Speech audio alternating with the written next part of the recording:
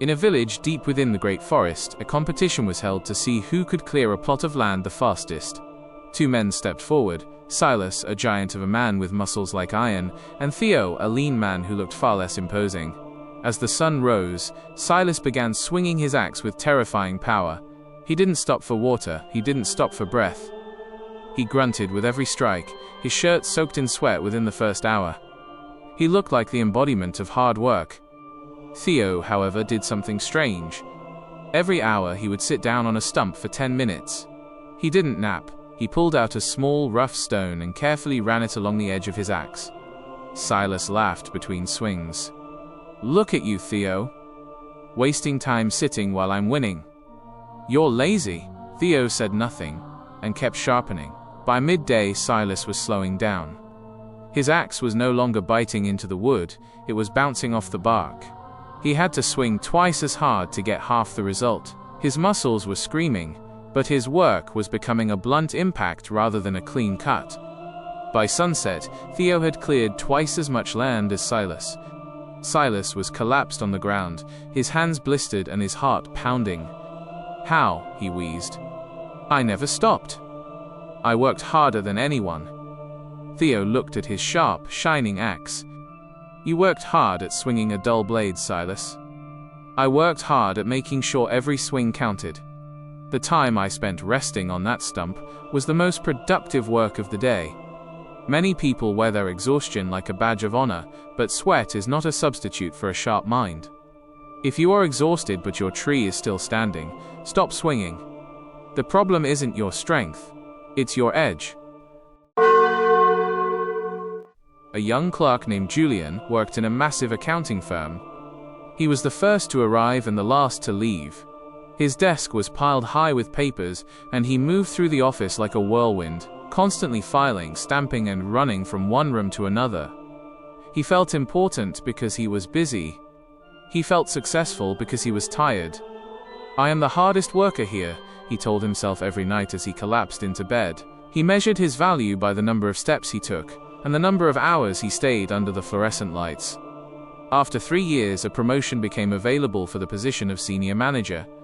Julian was certain it was his, but the promotion went to Leo, a man who worked strictly 8 hours a day and spent most of his time staring at a clean desk or talking quietly with the partners. Julian was furious. He confronted the boss, shouting about his blood, sweat, and tears. The boss looked at him with a mixture of pity and boredom. "Julian, you are like a hamster in a wheel. You run 10 miles a day, but you are still in the same cage. You spent 3 years perfecting the art of moving papers, while Leo spent his time figuring out how to automate the filing system so we wouldn't need to move papers at all. Movement is not the same as progress. A rocking horse moves constantly, but it never leaves the room. If your daily routine is just a high-speed loop of the same tasks, you aren't growing, you are just wearing out the carpet. Real progress requires vector force, movement in a specific direction that changes your position in the world. Being busy is often a socially acceptable way of avoiding the difficult, scary work of moving toward a new goal. If you don't stop the wheel and step out, you'll spend your whole life running just to stay exactly where you started." A group of villagers stood on the shore, staring at a massive, ornate wooden crate that had washed up in the shallow surf. "It must be filled with silk and gold," someone shouted. They quickly looped a thick hemp rope around the box and began to pull. 10 men, then 20, then 50 joined the line. They grunted, their faces turning purple with effort. Their heels dug deep into the wet sand, carving trenches as they strained against the weight. They pulled for hours, convinced that just one more massive heave would bring the treasure onto dry land. They were so focused on the effort of pulling that they didn't notice the tide was rising, making their work even harder. Finally, a young boy who had been watching from a nearby cliff climbed down. He didn't grab the rope. Instead, he walked out into the waist-deep water and dove under the surface. A minute later, he surfaced, shaking his head. "You can pull until your hearts burst," he yelled to the exhausted crowd. But the previous owners didn't just lose this crate. They anchored it. There is a rusted iron fluke buried 6 feet into the seabed, bolted directly to the bottom of the box. The villagers stopped, their hands bleeding and their backs broken. They had spent their entire collective strength fighting an immovable object. They had confused hard work, with effective work.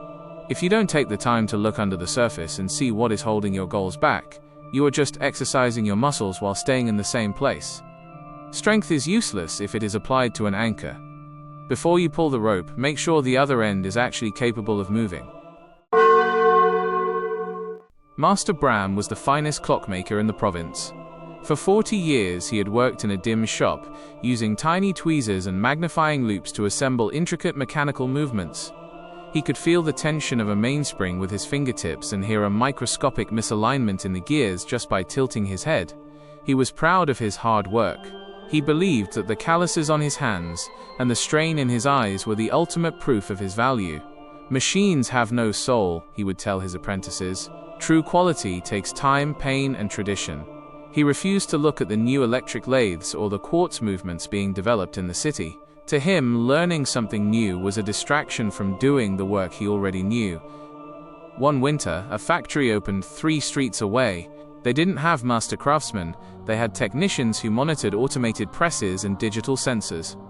In one day, the factory produced more clocks than Bram could make in a lifetime, and they kept time more accurately than his finest mechanical masterpieces. Bram's customers vanished.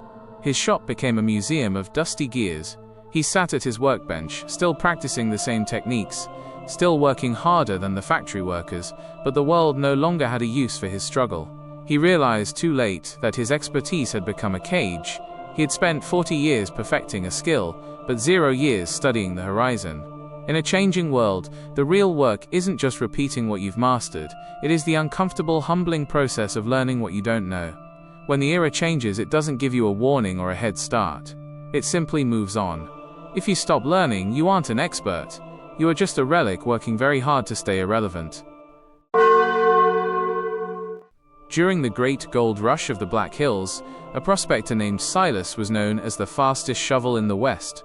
While other miners spent weeks on a single claim, Silas was everywhere. He would dig a hole 10 feet deep, look at the dry dirt, and huff in frustration.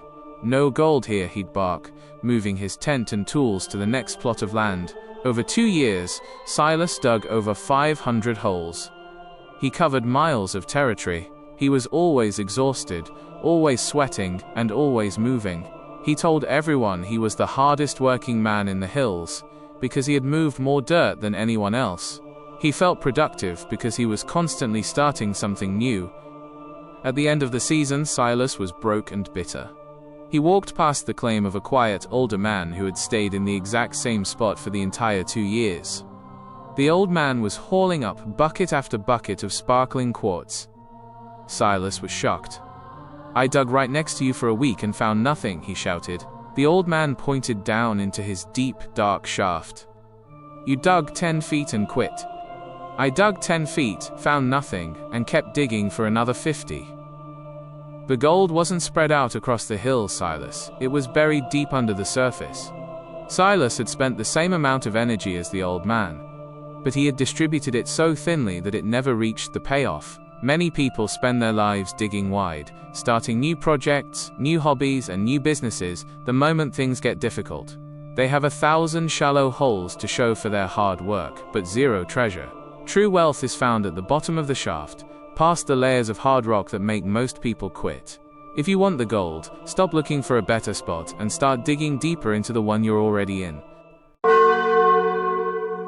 In a bustling city, a wealthy merchant announced a competition to build a bridge across a treacherous ravine. 2 builders stepped forward. The first, Master Garrett, was a man of action. Within an hour of the announcement, he had hired 50 laborers and ordered 1,000 tons of stone. "We build now," he shouted over the noise of the hammers. "Every second we aren't laying stone is a second we are losing money." He worked 18 hours a day, red-faced and screaming orders, physically hauling blocks himself to show his dedication.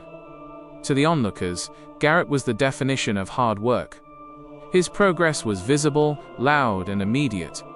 The second builder, Master Aris, did something that infuriated the merchant. For 2 full weeks, Aris didn't hire a single worker. He didn't buy a single stone. He sat in a quiet tent with a compass, a ruler, and a stack of parchment. He studied the wind patterns of the ravine, the soil density on the banks, and the weight distribution of the arch. The merchant mocked him. "Garrett is halfway across the gap and you are still playing with ink. Are you a builder or a poet?" Aris said nothing and kept drawing. When he finally emerged, he hired only 10 men and ordered exactly the amount of stone he needed, not a pound more. 1 month later, Garrett's bridge reached the center of the ravine, but because he hadn't accounted for the shifting shale on the east bank, the entire structure began to groan and lean. The more stone he added to fix it, the faster it sank. It collapsed in a cloud of dust, wasting months of labor and a fortune in materials. Aris, however, built his bridge in half the time Garrett had spent. Every stone fit perfectly. Every joint was reinforced. He didn't have to redo a single inch of work, because he had already built the bridge 1,000 times in his mind. Action without a blueprint is just expensive fidgeting. In the world of high-stakes survival, an hour of quiet, deep thinking is not rest. It is the most intense and profitable execution you will ever perform. If you are too busy to think, you are too busy to succeed. There was a legendary swordsman named Juro, who was undefeated for 30 years. His blade was so sharp it could split a falling leaf, and his technique was so perfect it looked like a dance. After his 100th victory, Juro retired to a quiet mountain temple. He was a master. He had reached the peak. He felt that there was nothing left for him to learn about the art of the sword. He put his whetstones away and spent his days drinking tea and looking at his trophies. He believed his edge was a permanent gift, earned by his decades of previous hard work. 5 years later, a young, unknown challenger climbed the mountain.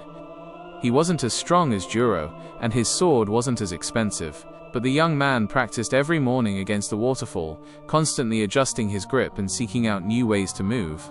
When they faced each other, Juro moved with the confidence of a master, but his muscles were a fraction of a second slower, and his mind was clouded by the memory of who he used to be. When their blades clashed, Juro's sword, which had developed microscopic pits of rust from years of neglect, snapped in half. The young man stopped his blade an inch from Juro's throat. Juro realized that mastery is not a destination you reach and stay at. It is a treadmill you must never stop running on. The moment you say, "I have learned enough," you have already begun your descent into irrelevance. The world is constantly sharpening itself against new technologies and new ideas. If you are standing still, you are becoming dull by comparison. The final sharpening is the understanding that the work is never finished. Your previous success is your greatest enemy because it convinces you that you no longer need the whetstone. To stay at the top, you must remain a student forever. A blunt master is just a victim waiting for a sharp beginner.